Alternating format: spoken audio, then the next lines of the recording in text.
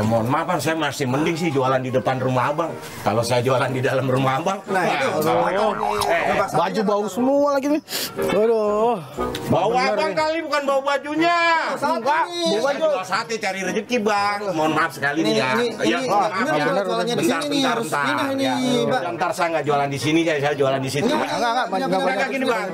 Saya tuh jualan sate di sini sejak rumah Abang belum ada. Ini dulu tanggal 8 Bang, saya jualan di sini. Kita udah sebelum proklamasi udah di sini ya. Jangan ngaya Bang. Bang, ini dagangan saya Bang. Bang, dagangan saya Bang. Bang, dagangan saya Bang. Bang, dagangan saya Bang. Bang, sate saya Bang. Itu tadi dagang sate asapnya kemana-mana. Itu gimana ya namanya asap masa bisa dijaga. Waktu kemarin Prof, saya kan sempat dagang sate. Namanya sate kan asapnya berkemana-mana. Nanti protes sama warga. Itu yang bener siapa dok? Orang saya nyari rezeki halal. Tapi ganggu tetangga. Ya gimana ini Prof menurut Prof? Begini, ada suatu postulat yang mengatakan IB Society, IB Ius. Di mana ada masyarakat, di situ ada hukum. Ingat bahwa salah satu fungsi hukum adalah untuk mengatur kehidupan bermasyarakat. Apa yang boleh dilakukan, apa yang tidak boleh dilakukan, apa yang seharusnya dilakukan, apa yang tidak seharusnya dilakukan. Memang di satu sisi mungkin ya Mas Akbar sedang mencari rezeki, tetapi ingat bahwa ketika kita melaksanakan hak kita, ada juga terkadang hak orang lain yang dilanggar. Jadi itu sama halnya ketika misalnya Mas Akbar dagang sate di satu tempat yang asapnya masuk ke rumah orang, itu sama halnya misalnya ada tetangga yang membakar sampah sembarangan, kemudian asapnya juga masuk ke rumah orang. Padahal sebentar dulu, ini kan membutuhkan udara atau lingkungan hidup yang bersih dan sehat. Terkadang itu bisa membawa gangguan kesehatan bagi tetangga maupun bagi orang lain yang terkena asap itu. Nah tapi dari hal-hal ini kan biasanya suka bikin berantem tetangga nih ya. Ini diselesaikannya gimana Prof? Apakah memang sampai disita dagangan saya? Nah itu dia. Nah jadinya ada sanksinya atau cukup udahlah diselesain dengan keluargaan aja? Begini, jangan apa-apa kita bawa ke pengadilan ya. Di pengadilan penuh. Ya penuh dong. Gara-gara sate bisa viral. Saya kira hal-hal seperti itu pentingnya kita hidup bertetangga itu. Di dalam tetangga itu ada kumpulan yang terkecil namanya RT, ada RW, dan ini harus diselesaikan. Jadi kita bisa rembuk bersama antar warga apa yang bisa dilakukan sehingga apa yang satu keluarga lakukan tidak mengganggu keluarga yang lain. Jadi kita tidak langsung kemudian mengambil tindakan hukum. Iyalah capek lah apa-apa ntar dilapor. Ngomong-ngomong ada juga nih yang punya cerita selain Akbar tadi. Siapa yang punya cerita soal kehidupan bertetangga? Kita lihat videonya berikut ini. Juara adalah orang yang tahu di mana kesalahannya dan akan memperbaikinya. Indra Gunawan atau yang lebih populer dengan nama Indra Jegel merupakan seorang komika asal Medan. Ia mulai tertarik menjadi seorang komika sejak kuliah. Tahun 2012, Jegel ikut bergabung di komunitas stand-up komedi Indo Medan dan sering mengisi acara komunitas. Dengan logat Melayu ketika tampil sebagai komika, membuat namanya pun dikenal sampai negeri jiran Malaysia. Tahun 2016, Indra Jegel lolos sebagai salah satu finalis stand-up komedi Indonesia musim ke-6. Penampilan yang selalu konsisten dengan gaya storytelling serta pantun menjadi ciri khasnya dan mengantarkan Jegel masuk ke babak grand final dan berhasil menjadi juara. Kini, Jegel mulai sering muncul di acara televisi. Ia juga melakoni berbagai peran dalam beberapa produksi layar lebar, seperti The Guys, Gila Lundro, dan My Stupid Boss 2. Iya ternyata Jegel. Ini udah datang. Hai. Gel. Mas Akbar. Sehat. Pengantin muda, Prof. Oh ya. Mudah-mudahan pengantin lah. Pengantin muda. Lantasan lutunya agak gini-gini dari tadi. Jadi belajar berkehidupan bertetangga. Benar. Gimana nih? Sehat ya anak ya? Sehat, alhamdulillah. Mas Akbar. Putranya baru punya anak. Bentar dulu, baru nikah apa baru punya anak atau baru punya anak baru nikah? Yang benar gimana nih? Benar. Netizen benar kok, ngitung tanggalnya benar. Cocok ya jadinya. Cocok. Udah punya tetangga dong sekarang berarti. Sudah punya tetangga. Jadi Indra ini termasuk orang yang kehidupan bertetangganya tuh pindah-pindah. Dari dulu tuh kan tinggal di kampung, sempat pindah ke Jakarta tuh di apartemen, terus sekarang udah ngontrak rumah di klaster gitu. Dan sering ngontrak rumah gitu ya? Iya. Kontraktor dong namanya. Enggak dong. Kontraktor itu yang sering ngontrak-ngontrak rumah tuh kontraktor. Waktu di apartemen enak ya. Kalau orang kan biasanya tetangga kanan kiri ya. Dan tetangga atas bawah. Kalau di apartemen betul. Atas bawah kanan kiri ada. Bener-bener. Kedengeran. Iya, kadang-kadang, woi jangan berisik gitu. Pernah nggak kejadian karena waktu di apartemen? Pernah. Jadi kalau apartemen itu kan kita nggak tahu tetangganya siapa, Mas Akbar ya kan? Iya. Karena saya nggak tahu di sebelah ini entah pawang ular, entah apa gitu, nggak pernah. Siapa tahu mbak-mbak tiap malam pulangnya malam. Iya, siapa gitu siapa kan kita nggak tahu kan. Sempat mau saya tanya tuh kan. Pokoknya saya pulang malam terus. Iya. Nggak, soalnya waktu itu ada sekitar jam 3 pagi nih, kita baru-baru pindah, nggak tahu tiba-tiba tuh malam-malam gitu ada suara anak kecil lari-lari tuh di lorong. Itu hantu itu. Iya, tapi serius jangan-jangan. Iya. Nah, lari-lari gitu kan terus suara gitu anak-anak berantem gitu. Kita kan aku sama istri udah ketakutan. Mas, kita intip lah dari ini kan, dari lubang pintu itu. Ternyata memang tetangga depan, anaknya itu jam 3 pagi belum tidur, Prof. Jadi lari-larian paku gitu. Ternyata belum pulang. Jangan-jangan tetangganya melihara tuyul kali. Tunggu dulu, tahan dulu ceritanya nanti dijawab ya sama Prof Edi kalau misalnya memang ada kejadian kayak gini. Gimana sih sebenarnya? Tapi masa minum dikasih minum tamunya? Dari Medan yang biasa minum apa dari Medan sininya nih, Bu. Tuak. Tapi ada tema di Lampung. Iya. Di Lampung. Biasa nih ya. Oke. Kita tunggu dulu minumnya. Nanti kita akan balik lagi di Melek Hukum. Jangan lupa boleh kok komentar di Twitternya @KompasTV dan #MelekHukumKompasTV. Kita kembali lagi usai jeda di Melek Hukum. Bikin pintar, bikin segar.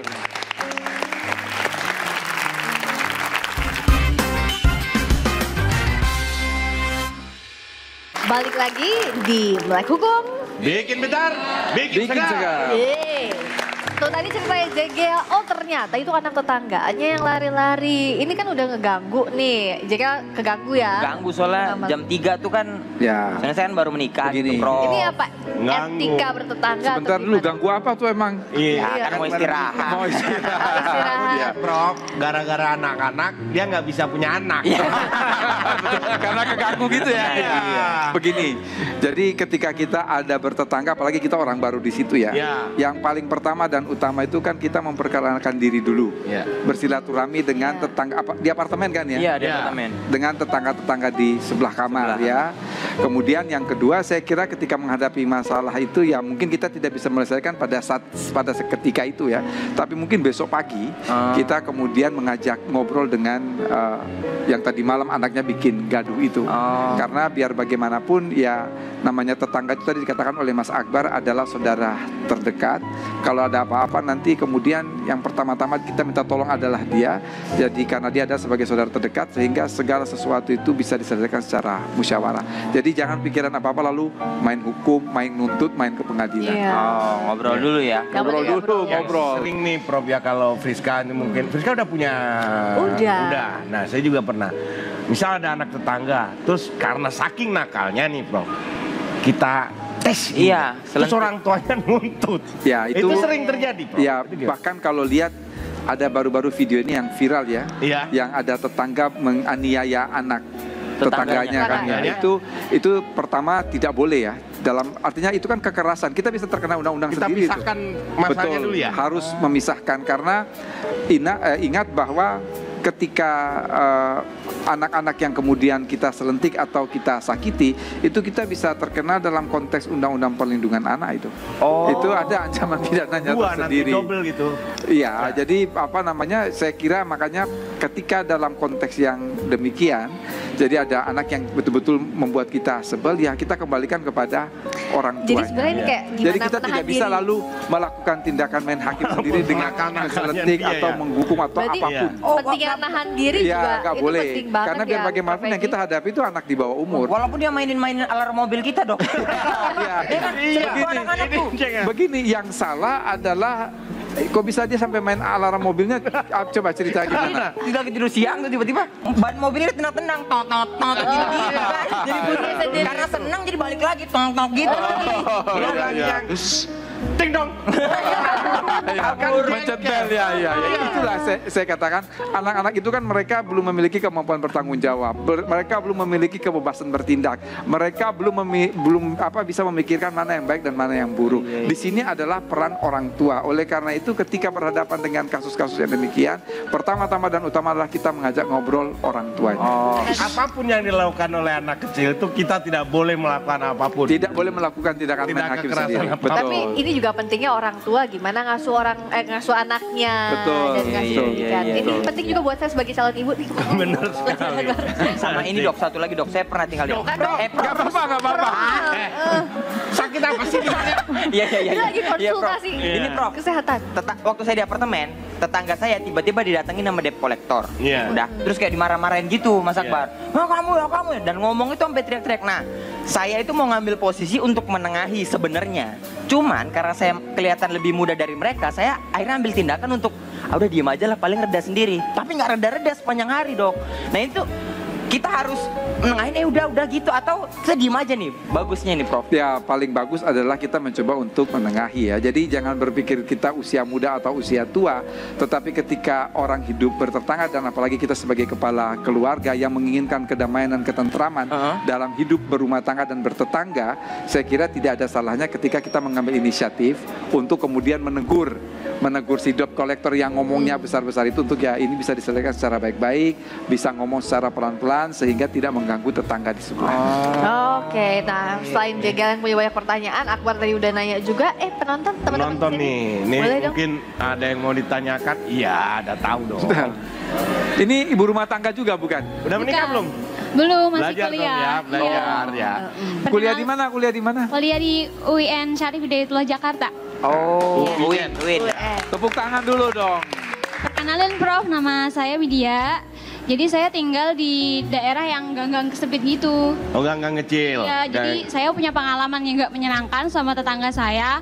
Pas mau berangkat ke kampus, tetangga saya bikin acara hajatan dan itu tutup jalan, Prof. Terus padahal jalan itu paling dekat ke kampus.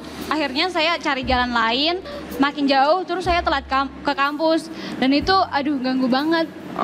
Hukum nutup jalan pas acara hajatan itu gimana ya, Bro? Ini Ya, sering sebetulnya- kita temui ya. Ya sering kita temui. Inilah penting kita berkomunikasi antar tetangga. Jadi ya adabnya seharusnya ketika seorang atau sebuah keluarga ingin melakukan hajatan, paling tidak dia harus memberitahu jauh-jauh hari kepada tetangga-tetangga sekelilingnya bahwa nanti pada hari sekian, tanggal sekian, jam sekian sampai jam sekian ada hajatan. Dengan demikian kita bisa mengantisipasi segala sesuatu yang akan terjadi. Terjadi kekeliruan apabila memang secara tiba-tiba, kecuali kalau orang meninggal ya. Kalau orang meninggal kan kita nggak bisa menentukan kapan dia meninggal. Tapi kalau mau hajatan kawinan atau khitanan itu kan lain hal ya, yang orang bisa merencanakan, mempersiapkan jauh-jauh hari. Ini untuk mencegah jangan sampai ada keributan. Jadi yang paling benar, yang paling betul ketika kita akan membuat mengadakan hajat itu jauh-jauh hari sebelumnya kita memberitahu kepada tetangga-tetangga. Jadi sebenarnya lebih ke pemberitahuan, permisi, bukan izin resmi gitu ya. Betul, bukan, saya kira tidak demikian, tidak Biar sampai izin ya. Biar tetangga siap-siap pindah gitu. Atau masuk aja dia ya, masuk aja ambil nasi, ambil rendang, baru cabut kuliah. Bisa juga. Sekali lumayan dapat Aman. bekal juga. Tapi ada yang itu masih di seputar kampung kita ya. Ada yang ini jalan raya dipakai untuk yang udah soundnya segede-gede ditutup terpal biru tuh. Iya, dipakai setengah kadang-kadang. Dan kita harus tahu biduannya nyanyi lagu apa tuh. Iya. Kalau sudah seperti itu kan dia harus memberitahu. Yang pertama justru bukan memberitahu tetangga, tapi kan harus ada izin dari pihak yang berwajib. Iya. Karena yang jalan umum, betul dia akan mengganggu semacam ketertiban begitu, dan kemudian dia memberitahukan kepada tetangga. Jadi menutup jalan pun tidak bisa seenaknya, semua ada aturannya. Apalagi itu memang mengganggu akses orang lain untuk masuk ke lingkungan Tidak tersebut. semua jalan bisa ditutup untuk hajatan. Apalagi jalan umum ya. Jalan tol? Nah iya. Apalagi itu. Hajatan di jalan tol. Ada demonstrasi itu di jalan tol, hajatan juga itu. Demonstrasi. Dan repot pasti tuh. Repot, biduan juga hajatan. bingung. Bener, ada hajatan, musiknya tuh adu-aduan sama klakson ya. Ada yang mau nanya lagi tuh kayaknya? Nih, ada nih. Silakan. Ya. Oh ganteng nih. Ganteng nih. Selamat malam, Bro. Dan nikah belum? Belum. Oh, belum dong. Belum. Mau nikah sama nih? Oh enggak, ya. Selamat malam, Ya. Bro. Malam. Perkenalkan, nama saya Bukhari. Jadi gini, Prof, di tempat tinggal saya kebetulan itu mulai banyak nih pembangunan jeglukan kalau bahasa kita ya kan. Polisi tidur, benar banget. Jeglukan. Polisi tidur. Nah, polisi tidurnya ini sangat mengganggu saya sebagai pengguna jalan gitu, Prof. Terutama ketika jeglukan itu tinggi dan sangat berdekatan. Ketika pembangunan jeglukan ini mengganggu saya itu komplainnya kemana kayak gitu. Iya. Sering banyak tuh. Betul, Jadi sebetulnya sebenarnya pembangunan polisi tidur ini boleh atau enggak? Dan Ada batasannya aturannya apa nggak sih sih, Prof? aturannya? ya kembali lagi seharusnya segala sesuatu dibicarakan ya, karena sebetulnya fungsi polisi tidur ini supaya orang yang menggunakan kendaraan bermotor itu ketika sampai pada polisi tidur kan mestinya dia berjalan perlahan-lahan ya. Iya. Ini kalau dia ngebut dan lain sebagainya dikhawatirkan akan membahayakan keselamatan warga di sekitarnya, apalagi kalau rumahnya berdempetan, jalannya sempit, itu kan seharusnya tidak boleh Banyak anak kecil. ngebut, banyak anak kecil. Jadi itu sebetulnya dia untuk mencegah sesuatu yang lebih besar. Tetapi terkadang juga memang kalau polisi tidur itu terlalu tinggi, ini kita yang berkendara kan tidak nyaman. Iya. Oleh karena itu saya kira memang harus dimusyawarahkan. Ini kira-kira sebaiknya seperti apa. Kadang-kadang kalau kita lihat di dalam tulisan di kampung-kampung itu siapa ngebut benjut. Iya, Itu iya. kan suatu warning, suatu Iya. peringatan bagi kita. Jadi apa namanya, dan polisi tidur tuh saya kira hanya di Indonesia ya, di tempat lain Iya. tidak ada ya. Kalau Dan terlalu tinggi juga kan bisa membahayakan tuh. Betul. Apalagi Juga yang bawa merusak sepeda mobil. motor, Dia merusak mobil, apalagi kalau mobilnya anak muda tuh kan suka ceper mobilnya Iya, gitu kan. yang Nah, banyak itu keluar-keluar bisa, begini tuh, bikin Susah, itu rusak susah itu. ya kalau Demikian juga ceper. kalau motor juga kan bisa merusak. Karena Iya. itu saya kira segala sesuatu harus dibicarakan di antara warga. Ini kalau boleh, kalau toh dia membuat polisi tidur harus tingginya yang layak lah, atau yang proporsional, Yang masuk sehingga akal. yang masuk akal, sehingga di satu sisi tidak merugikan para pengguna kendaraan, tetapi di sisi lain juga dia bisa mencegah terjadinya kecelakaan karena ada orang yang kemudian masuk, orang di luar kompleks, Ya. kemudian dia ngebut. Jadi kembali lagi, adab bertetangga, adab berlalu lintas itu adalah sumber utama untuk ketentraman dan ketertiban. Jadi unsur utamanya adalah ketentraman sama ketertiban. Apalagi kalau lewat ini tukang angkut galon sama gas. Kurang ya? Dan mereka biasa shock breaker udah nggak masuk akal ya. Itu paling ganteng sekali. Iya, gerbak. Mungkin bisa ada, bukan ada yang polisi tidur gitu ya. Polisi dikasih gini ya. Oh ini. Lantunan. Jadi nyet gitu ya. Jadi sebenarnya nggak ada aturan yang mengatur untuk khusus polisi tidur ini ya. Jadi gimana kesepakatan warga sekitar aja ya. Iya. Oh. Nah itu Nggak tadi ada kan sebetulnya. Jadi Di undang-undang lalu lintas. begini ya, saya mau katakan jangan berada dalam benak kita bahwa segala sesuatu harus diatur secara tertulis. rigid kaku gitu ya. Ada kebiasaan, ada hukum yang hidup dalam masyarakat, dan disinilah sebetulnya kalau kita lihat mengenai tradisi masyarakat kita, ini kan hidup rukun dan damai, itu merupakan suatu tradisi yang harus dilestarikan untuk mengatur hal-hal yang seperti muncul dalam berbagai kasus yang ditanyakan. Plus minus kebiasaan ya tergantung musyawarah, tergantung kesepakatan masyarakat. Nah tadi pertanyaan dari penonton yang ada di sini, netizen nih, warganet, netizen ini juga punya pertanyaan soal ada bertetangga. Jangan lupa yang di rumah juga bisa mention kita di @kompastv dan hashtagnya Melek Hukum Kompas TV. Abis iklan kita kembali lagi di Melek Hukum. Bikin pintar, bikin segar.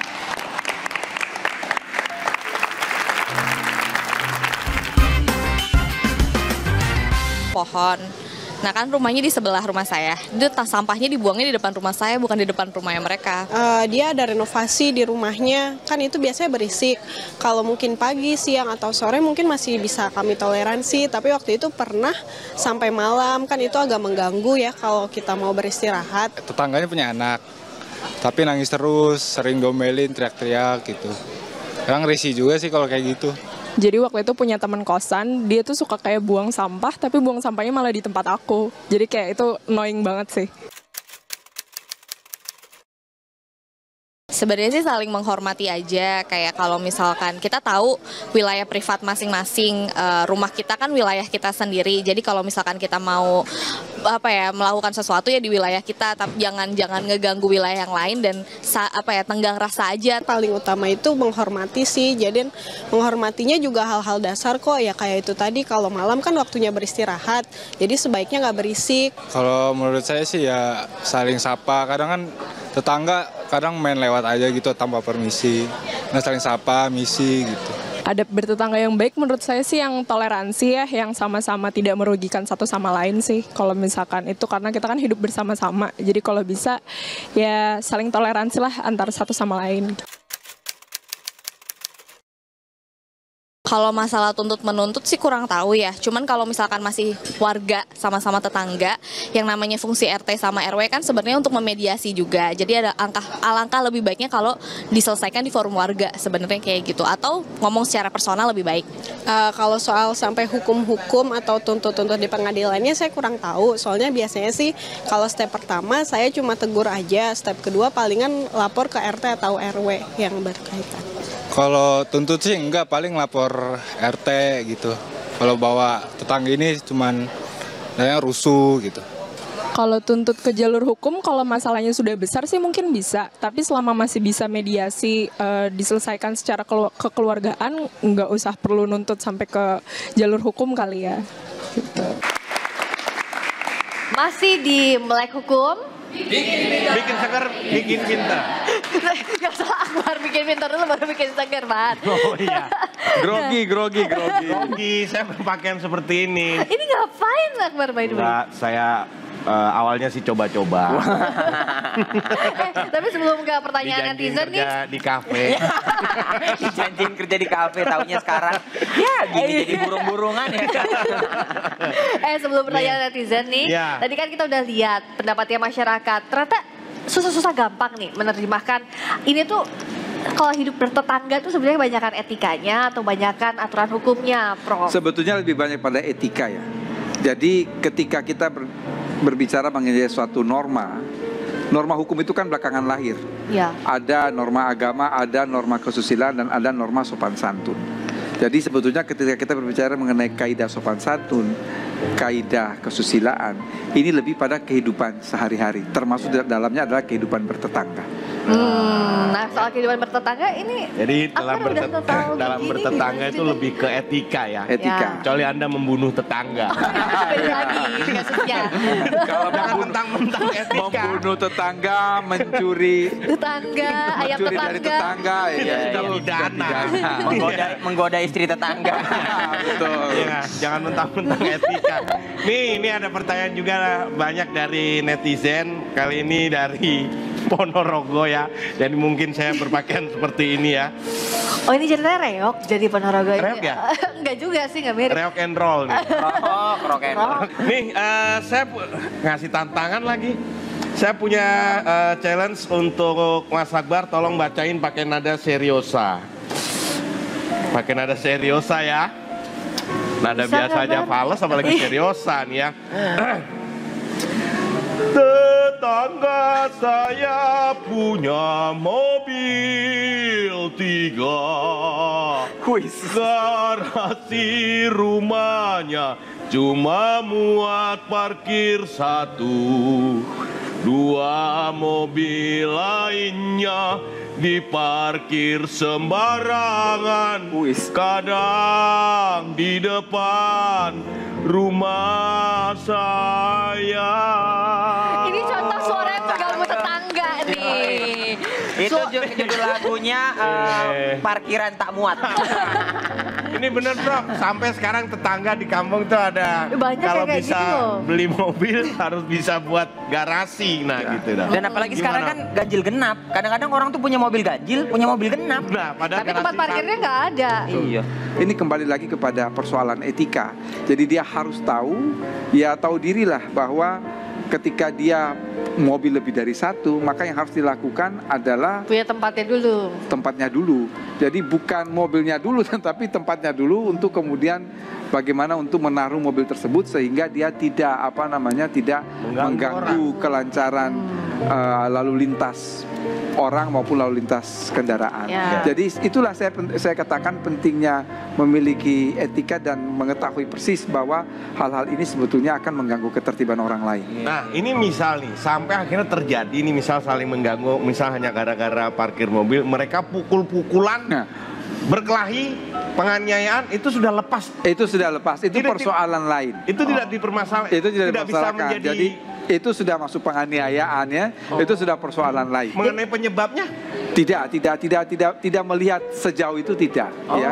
Tapi kalau ketika misalnya mereka cekcok, kemudian berantem, mukul-mukulan, ada yang satu dia luka berat begitu, kemudian dia visum, lalu dianggap penganiayaan, sangat mungkin. Jadi kalau itu tindak pidana beda lagi sama ada bertetangga, walaupun masalah awalnya itu. Betul. Atau kalau mau beli mobil banyak, jual rumah. Tidur di mobil aja udah. Atau rumahnya dibongkar bikin garasi. Jadi semua aman. Tinggal di dalam tuh. mobil. Iya, benar, di kursi belakang. Dia tidur di kursi belakang ya. Gitu. Makin kemana-mana ini imajinasinya. Ayo. Buang air di bagasi ya. Oke, berikutnya nih dari Dianata, @Dianata. Ini kurang ajar juga nih kucingnya nih. Tetangga saya punya kucing, ya. Kucingnya punya tetangga ya. Ya iyalah. Ini nggak tahu tetangganya yang melihara kucing apa kucingnya yang melihara dia ya. Kucingnya suka ke rumah saya numpang buang air doang. Saya udah bilang mending kucingnya dikandangin biar gak buang air sembarangan. Tetangga saya iya doang, tapi tetap aja kucingnya tiap hari ke rumah cuman buat buang air doang. Bagaimana? Ya kalau seperti ini ada aturannya. Mau saya katakan begini, hukum itu kan adalah dia memiliki fungsi untuk melindungi. Siapa saja yang dia lindungi itu kepentingan negara, kepentingan masyarakat, dan kepentingan individu. Dalam konteks kepentingan masyarakat, kalau di dalam Kitab Undang-Undang Hukum Pidana, itu ada pasal mengenai bagaimana memperlakukan hewan piaraan. Kalau yang kita lihat paling terbaru tuh kan ribut-ribut soal RUU KUHP. Antara lain adalah unggas yang merusak tanaman orang lain, itu ada ancaman pidananya. Karena seharusnya orang ketika memelihara binatang, anjing, kucing, harimau nggak mungkin ya, singa juga nggak mungkin ya, ayam dan lain sebagainya, itu kan seharusnya ya di kerangkeng ya.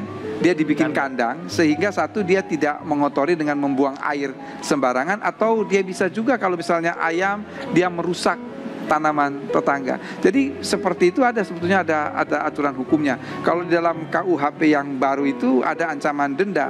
Sebetulnya ini ada persoalan ganti rugi ya. Jadi dalam pengertian misalnya ketika unggas itu tidak ditempatkan pada kandang, lalu dia berkeliaran, kemudian merusak tanaman atau kemudian merusak bibit-bibit tanaman yang baru disemai, ini kan menimbulkan kerugian.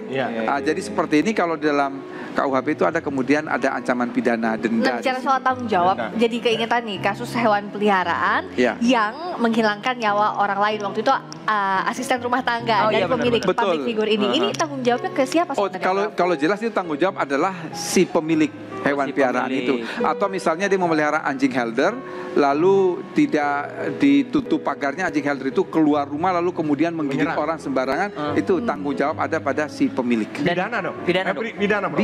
Bisa dijatuhi pidana itu. Karena ada kewajiban dia untuk tanggung jawab dia untuk memelihara binatang dengan benar. Meskipun kondisinya tidak sengaja, itu tetap harus dicari pertanggungjawaban dari pemilik. Saya kira memang ketentuannya seperti itu. Tapi tidak langsung kalau misalnya ngobrol, misalnya korban terima gitu ya nggak masalah sebenarnya. Ya kembali lagi kalau misalnya pihak korban sudah menerima ganti rugi dan itu tidak perlu diperpanjang, tidak menjadi aduan berarti ya. Bukan aduan, tetapi kembali lagi kalau kita lihat itu kan kalau sekarang itu dalam konteks hukum pidana itu kita bercerita mengenai restoratif justice. Restoratif justice itu pemulihan keadilan. Jadi keadilan yang dipulihkan. Sebetulnya ketika misalnya ada anjing milik tetangga yang kemudian itu sebetulnya ada termasuk binatang buas, ya anjing helder itu kan buas. Dia kemudian menggigit orang yang lewat, menimbulkan luka-luka, yaitu tanggung jawab dari pemilik anjing itu adalah mengobati dan lain sebagainya. Dia ada ganti rugi lah yang dilakukan terhadap korban. Selama ada ganti rugi itu karena Betul. itu masih di bawah tanggung jawab. Jadi tidak perlu diperpanjang. Ya. Berikutnya masih ada pertanyaan lagi, Bar. Ini mungkin tadi Dianata itu kan protes, kenapa cuma buang air? Kan Harusnya? bisa makan, tidur. Dan masalahnya nggak nyiram sih. Baik, ini berikutnya dari Rudi Saidi. Ya, Rudi Saidi ya, Rudi Saidi. Wah, ini bagus nih. Buah kenari, buah kedondong. Cakep. Nggak, belum tentu Rudinya cakep. Iya, benar. Rasanya asem tapi enak dimakan. Iya. Saya Fahri mau tanya dong. Ini pantun kok cuma 3 bait sih? Pantun kan harusnya 4. Ya. Itu nggak belajar bahasa Indonesia, itu nggak lulus dia. BAB kan rima. Ya. Saya Fahri mau tanya dong, talang air tetangga bikin internet rumah saya bocor. Cakep. Udah ditegor dan dimintai pertanggungjawaban, malah dia galak. Kalau udah gini apa yang harus dilakukan? Cakep. Jadi tetangga pancuran airnya mengenai rumah dia. Ya. Kena internet. Internet. Oh, internet. Internet. Ya, itu Oh, iya, itu sama halnya, sama halnya. Jadi kalau ada pohon tetangga yang kemudian rantingnya dia ke rumah kita. Nah, itu katanya buahnya itu hak kita, Dok. Iya nggak sih, Dok? Dok. Iya kan katanya gitu. Di tetangganya. Jadi kalau pohon mangga tuh buahnya menjurus ke kita, itu punya kita katanya. Ya, karena apa? Dampak dari pohon itu kan daun-daunnya gugur juga di tempat kita membersihkan dan lain sebagainya ya. Tetapi ya itu saya katakan persis seperti kasus yang tadi dia membangun talang air lalu kemudian membuat internet bocor, itu sebetulnya dia bisa meminta ganti kerugian. Jadi di dalam KUH Perdata itu ada namanya pasal keranjang sampah. Pasal 1365 KUH Perdata mengenai perbuatan melawan hukum. Jadi setiap orang yang melakukan perbuatan melawan hukum yang menimbulkan kerugian bagi orang lain, maka menimbulkan kewajiban untuk melakukan ganti rugi. Jadi selama yang dia lakukan itu adalah perbuatan melawan hukum, maka itu bisa dimintakan, dan itu menimbulkan kerugian, maka bisa dimintakan ganti rugi. Melawan hukum itu apa? Melawan hukum itu antara lain adalah melawan hak seseorang, hak orang lain. Jadi ranahnya hukum privat sebenarnya ya. Hukum privat, kembali lagi kepada hukum privat ya. Jadi hukum privat itu kan hubungan antara individu di dalam masyarakat, termasuk di dalamnya adalah hubungan bertetangga. Tadi. Itu tadi pohon tadi sama juga. Betul. Pohon. Makanya kalau bahkan ketika pohon itu rantingnya masuk ke halaman kita boleh menebang, boleh. Boleh. Tanpa izin dia? Boleh. Karena itu sudah masuk wilayah. Sudah masuk pada wilayah. Oh gitu. Tapi ini pasti ribut nih kalau di tetangga ya. Coba dipotong. Pak Akbar, pohon masuk aja ditebang. Apalagi kalau orang ya. Tangan istrinya lewat kita tebang. Jangan kalau itu. Nah, masih ada lagi pertanyaan berikutnya nih buat Jegel juga. Tapi nanti. Tadi kan di apartemen tuh Gel. Yang di rumah dong pernah apa ini? Oh, kalau di rumah juga saya banyak juga itu, selain anak kecil yang itu tadi main karang mobil. Terus ada ini, Prof. Orang tuh kadang suka apa ya bilangnya?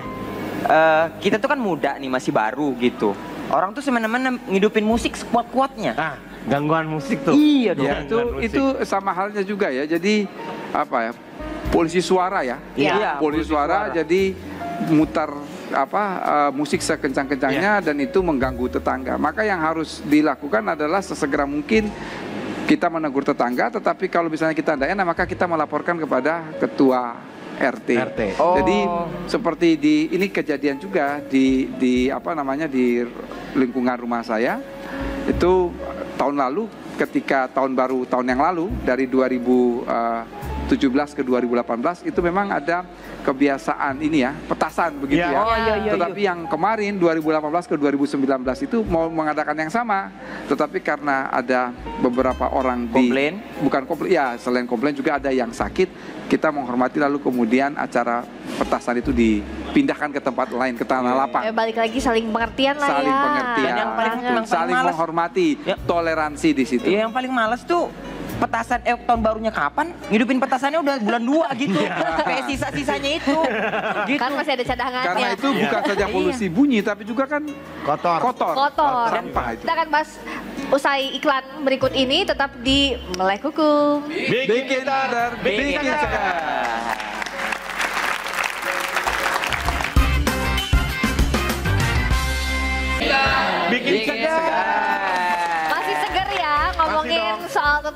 nih, tapi bukan gosipin tetangga. Kalau kita sekarang belajar soal adab bertetangga masih di Melek Hukum. Nah berikutnya kita punya pertanyaan cepat buat Jegel. Tadi kan kita udah ngobrol nih apa bedanya etika, aturan bertetangga. Nah jawabannya adalah melanggar hukum atau tidak ya. Ada 5 pertanyaan nih. Yang pertama, berkendara sambil nyanyi dengan suara kencang. Melanggar hukum atau enggak? Tidak. Tidak. Hakim melucu di saat sedang serius. Tidak. Tidak. Orang salah ambil sendal di masjid.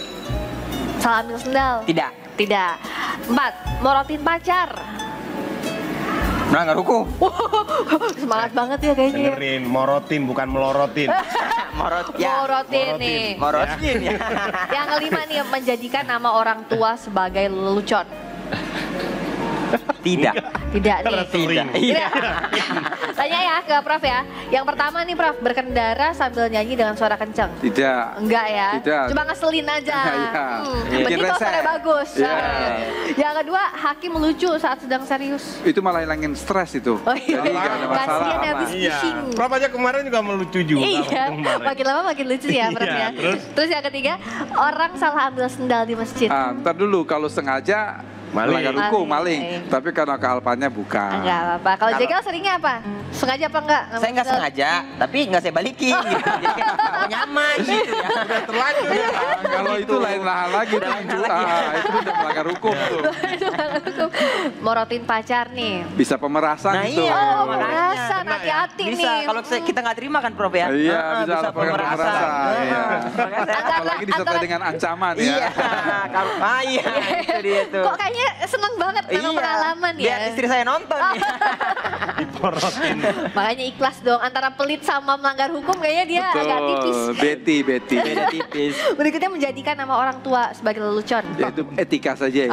Etika aja nih, nggak boleh. Kalau itu sih enggak. Banyak juga yang bener nih lumayan. Iya bener aku Nih, saya kasih hadiah nih. Ih, baik banget Akbar. Baik Mas saya stay terus nih sekali-sekali dong. Silakan diminum Ini buat dulu. saya? Iya, dong buat buat kamu. Jegel. Semoga Minum. suka biar sehat. Mantap kan? Mantap Ketawa kan? gitu. Kenapa? Rasanya gimana? Mantap lah. Mantap. Kenapa? Mantap. Kok gitu sih dong. udah dibikin nama Akbar loh. Gimana rasanya? Gel, kenapa Gel? Minum aja ini aja lah. Ini lama-lama saya dikasih tuntutan perbuatan tidak menyenangkan loh saya ini Ya, lama-lama ya. pasalnya 335 KUHP itu. 335 kali ini mau menjebak saya kayaknya nih. Ini emang look itu tidak tampang jeruk ya. Iya, tampangnya jeruk. Ya. Isinya tuh kayak keringet Balotelli. Jadi sebenarnya rasanya apaan? Aduh. Kak Priska nggak mau coba? Enggak, udah minum, udah kenyang. Akan udah kenyang ya? Kayak keringet back timnas deh. Asem benernya apa sih? Ini sebenarnya Akbar mau kasih pelajaran. Don't judge book by its cover ya. Tampaknya boleh jeruk, ternyata rasanya. Ya kasih pelajaran, iya cuman jangan ke saya dong harusnya. Ini bukan kasih pelajaran, ngerjain ini namanya. Ngerjain Wah jatuhnya. bener. Kalau bertetangga kayak gini jangan sampai ya, Prof ya. Betul. Bisa dimusuhin, tapi ya nggak akan melanggar hukum. Cuma ya itu tadi. Tapi ngomong-ngomong soal ada bertetangga tadi ya. Jadi sebenarnya susah-susah, ya dibilang susah juga enggak, tapi pengertian juga kan nggak mudah nih antar tetangga kayak tadi. Ada acara ya pengennya kita bikin acara sebagus mungkin ya, tapi ternyata ganggu ketertiban atau tadi berisik gitu, ganggu tetangga. Ternyata hal ini juga begini. beda tipis gitu antara Dasar etika kita dan adalah setiap orang itu memiliki fungsi ganda. Satu sebagai individu, yang kedua sebagai makhluk sosial. Kasian banget Ketika Jegel. dia sebagai makhluk sosial, ya disinilah arti penting hidup bertetangga untuk saling menghormati, saling menghargai. Karena dengan saling menghormati dan saling menghargai, kita akan hidup tentram dan damai. Gitu. Terus sekali lagi itu mungkin yang tadi disampaikan oleh Prof itu bahwa saya jangan sampai walaupun bertetangga kita bertengkar, salah paham, jangan sampai diselesaikan dengan kekerasan. Betul. Karena begitu diselesaikan dengan kekerasan, hal penyebabnya tidak bisa menjadi alasan dari kekerasan itu nanti. Ya betul.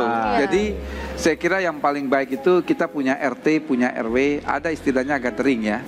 Di kompleks perumahan saya itu ada gathering setiap 2 bulan sekali. Oh, kumpul gitu kumpul, ya? Jadi kumpul warga. Di situ kita kemudian menyampaikan berbagai macam unek-unek, berbagai macam persoalan yang kita hadapi. Ya kalau terdapat hal yang mungkin antara satu dengan yang lain saling ketidakcocokan, disitulah kita luruskan dan kedepannya seperti apa supaya ketika kita melaksanakan hak kita tidak akan mengganggu hak orang lain. Jadi kayak outing gitu, jadi komplek kumpul, berangkat ke komplek yang lain gitu. Iya. Tapi dok, Prof, kalau misalnya kita ngasih makanan gitu ke tetangga itu harus dimakan lah ya. Oh iya, harus. betul. Masa nggak? Kalau nggak dimakan bisa dituntut. Termasuk minuman. Dan paling nggak tetangga harus menghormati lah kalau tetangga sedang berpuasa. Jangan sampai dipaksa. Iya, saya kalah senior nih di sini nih. Kayak saya itu kalau sama tetangga saling menghormati, Prof. Di tetangga sebelah kan kebetulan beda keyakinan. Beda keyakinan. Beda keyakinan dengan tetangga sebelah. Saya Islam. Tetangga sebelah nggak percaya kalau saya Islam. Nggak yakin itu ya. Nggak yakin. Beda keyakinan. Beda Itu yang sebelah kanan sih, yang sebelah kiri nggak. Saya kebetulan Islam, tetangga sebelah kiri itu Nasrani ya. Nasrani beda kan, jadi waktu bulan puasa ya saya mencoba menghormati gitu, saling menghormati. Jadi waktu dia nggak puasa, saya mencoba ikut nggak puasa.